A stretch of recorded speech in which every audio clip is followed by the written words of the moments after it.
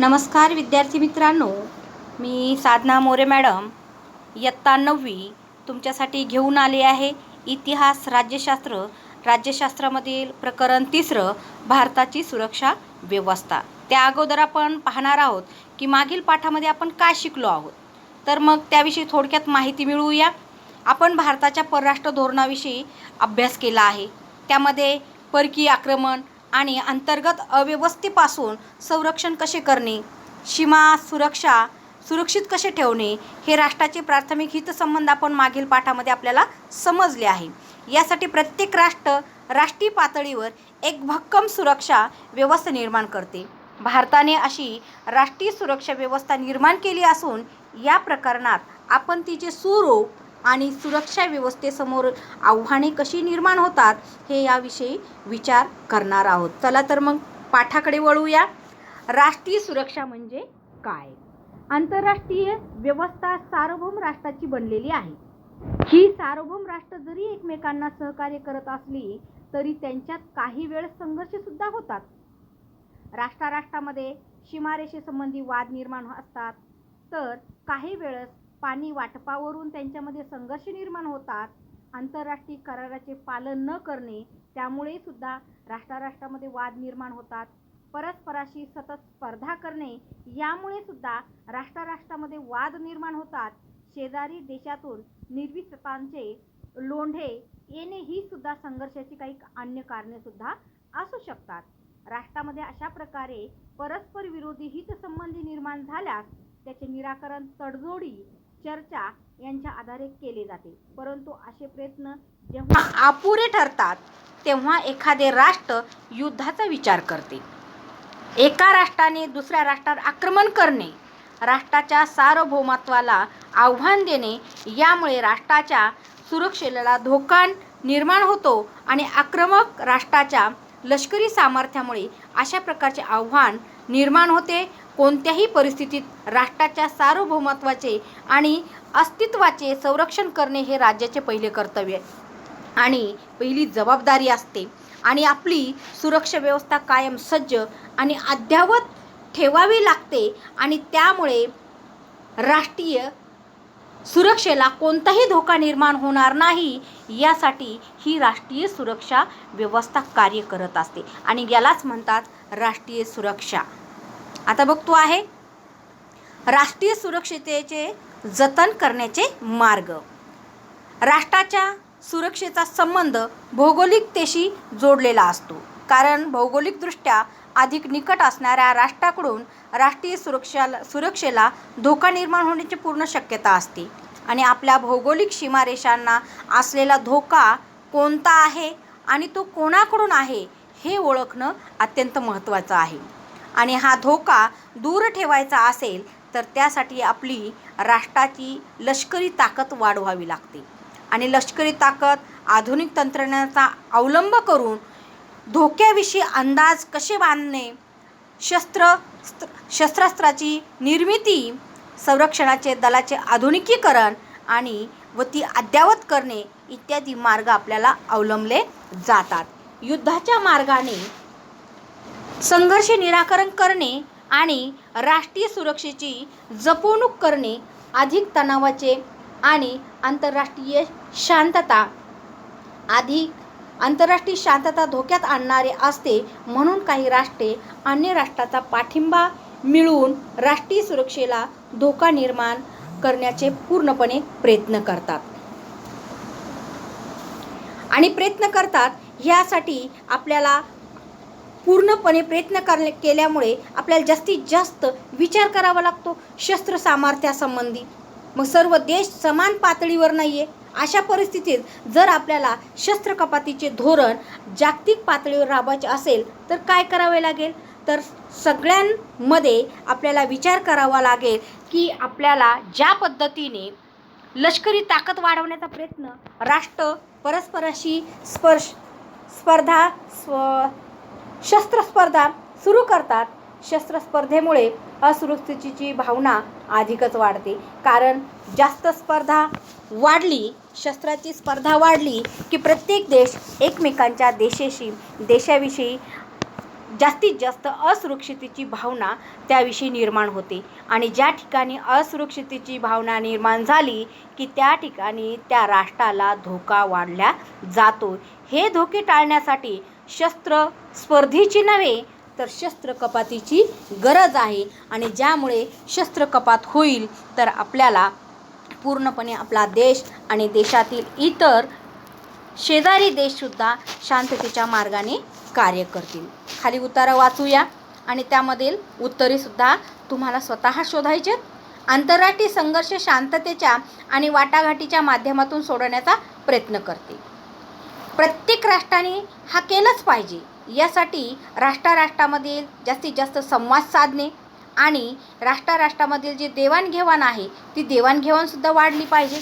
राष्ट्रामध्ये जितके जास्त परस्परावलंबन होईल तितकी जास्त शांतता आणि सुरक्षिततासुद्धा वाढेल. त्यामुळे आंतरराष्ट्रीय सहकार्य वाढवण्यास आणि चर्चा आणि वाटाघाटीसाठी जी वेगवेगळी माध्यमे आणि जी व्यासपीठे उपलब्ध होतील, आर्थिक नुकसानीच्या भीतीमुळे राष्ट्र युद्ध टाळण्याचा प्रयत्न करतील.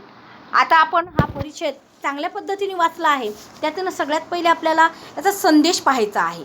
तर आपल्याला हा संदेश काय मिळतो आहे की संदेश असा मिळतो आहे की प्रत्येक राष्ट्र हे लष्करी पद्धतीने आपापली ताकद वाढवण्याचा प्रयत्न करते. मग त्यासाठी शस्त्र स्पर्धा नको आहे. आपल्याला देश वाचवायचा असेल, आपल्याला शांततेच्या मार्गाने चालायचं असेल तर आपल्याला शस्त्र कपात करायचा आहे. आणि जर आपल्याला शस्त्र कपात केली आहे, जर संघर्ष कोणत्या देशाविषयी संघर्ष वाढला आहे तर तो चर्चेच्या माध्यमानं आपण सोडवलाच पाहिजे, असं आपल्याला ह्या परिषदावरून आपल्याला लक्षात येतं आहे किंवा त्यांच्यावरून आपल्याला हा संदेश मिळतो आहे. आता बघतो आहे भारताची सुरक्षा यंत्रणा. यामध्ये भूदल, नौदल आणि वायुदल या संरक्षण करणाऱ्या 3 दलाच्या भारताच्या सुरक्षा यंत्रणेमध्ये समावेश आहे.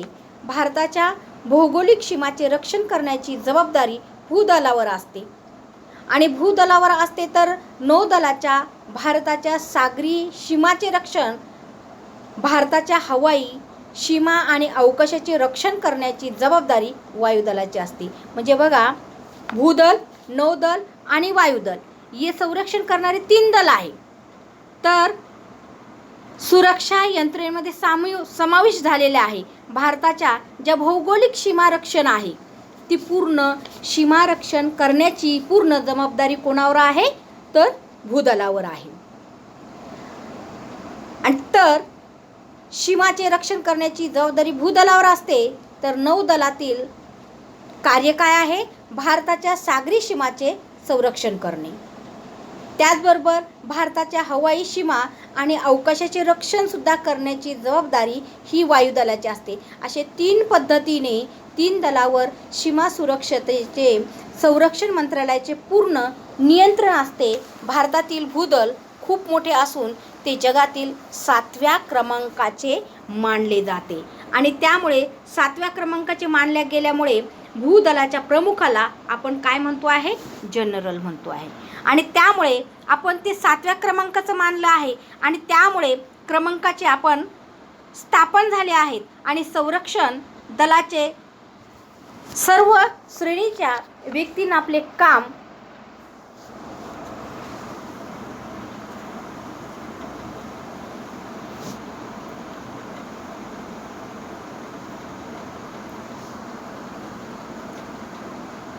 भूदलाच्या प्रमुखाला आपण काय म्हटलं आहे?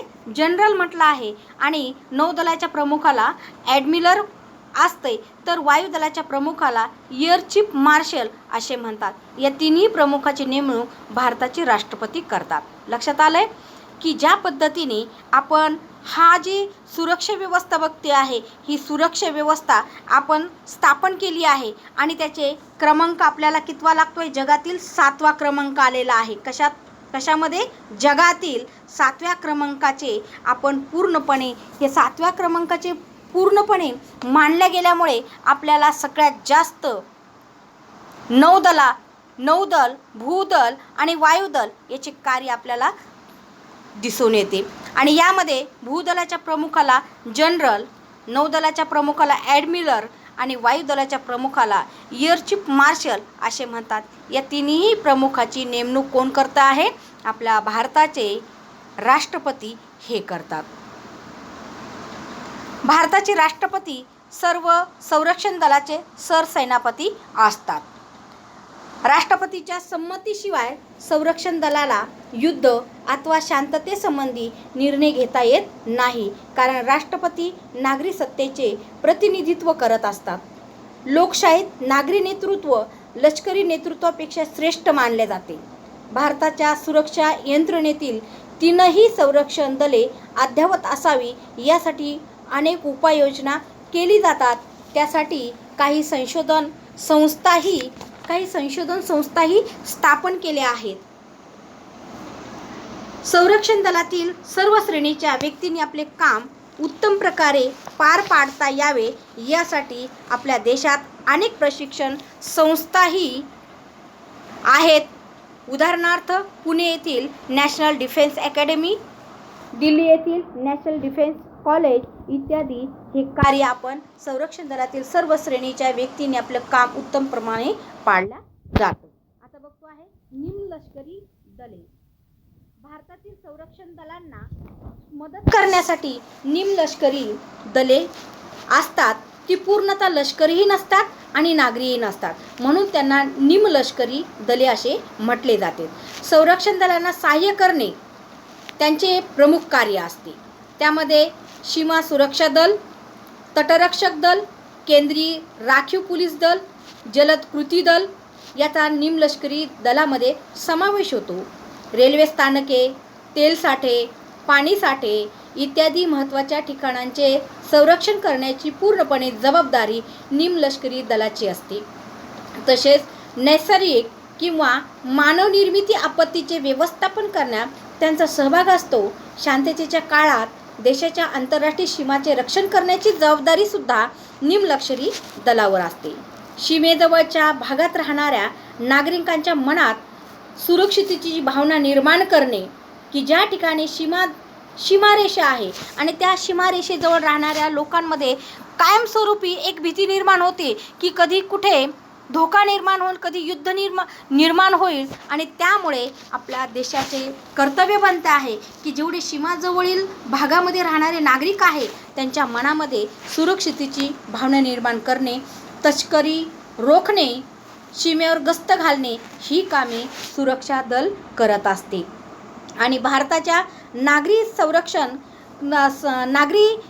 किनाऱ्याचे संरक्षण करणारे तटरक्षक दलाची निर्मिती करण्यात आली आहे. भारताच्या नागरी हद्दीतील मच्छीमार व्यवसाय संरक्षण देणे आणि त्यामध्ये सागरी भागावरील चोरटा व्यापार थांबवणे इत्यादी कामे तटरक्षक दल पार पाडते.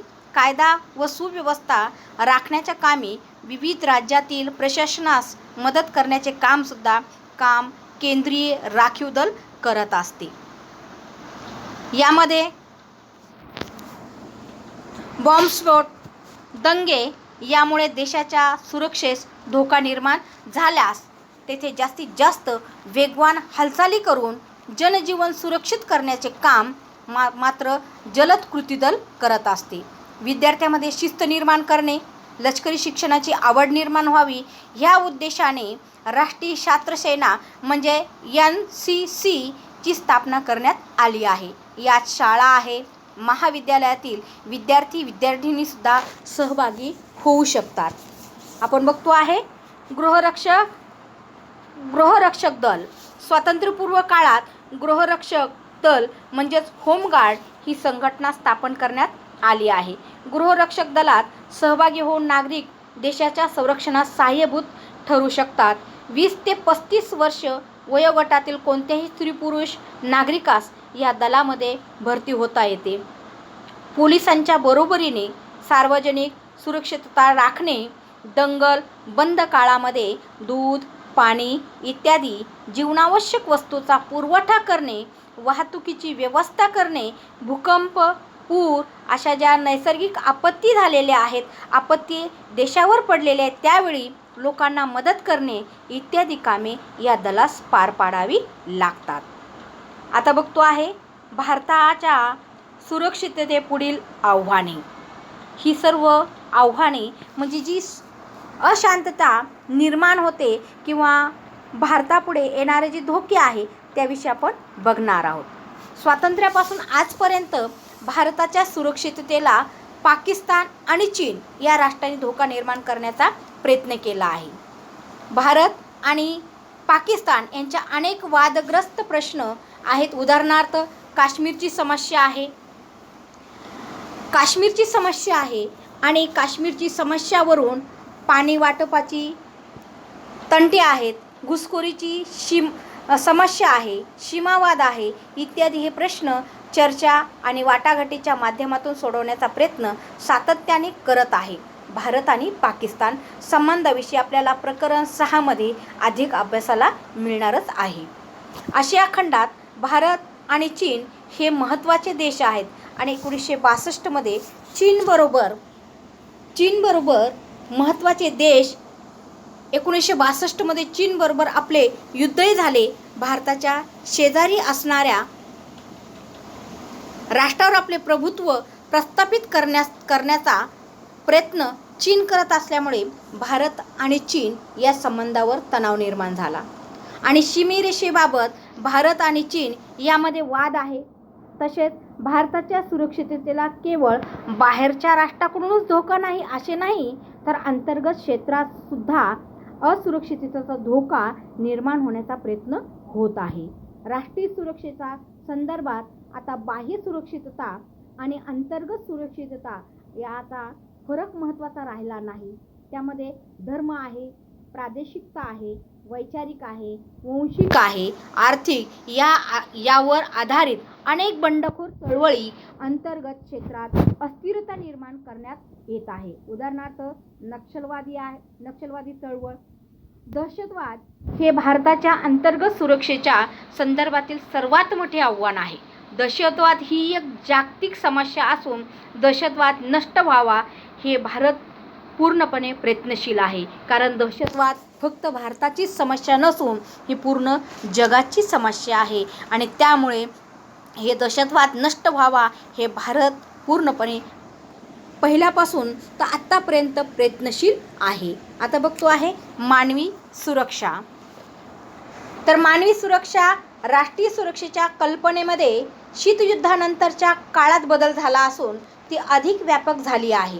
राष्ट्रीय सुरक्षा म्हणजे केवळ देशाची सुरक्षा नाही, तर त्यात राहणाऱ्या माणसाची सुरक्षा असा विचार त्यात आला आहे. कारण देशाची सुरक्षा ही अंतिम माणसासाठी असते, म्हणून माणूस केंद्रस्थानी ठेवून नव्याने केलेल्या सुरक्षेचा विचार म्हणजे मानवी सुरक्षा होय. मानवी सुरक्षेत माणसाचे सर्व प्रकारच्या धोक्यापासून संरक्षण करून त्यांना शिक्षण, आरोग्य, विकासाच्या संधी निर्माण करून देणे अपेक्षित असते. त्यामध्ये निरक्षरता, दारिद्र्य, अंधश्रद्धा, मागासलेपणा दूर करून सर्वांना सन्मानाने जगण्यासाठी पोषक परिस्थिती निर्माण करणे याचाही समावेश मानवी सुरक्षतेमध्ये होतो. अल्पसंख्याक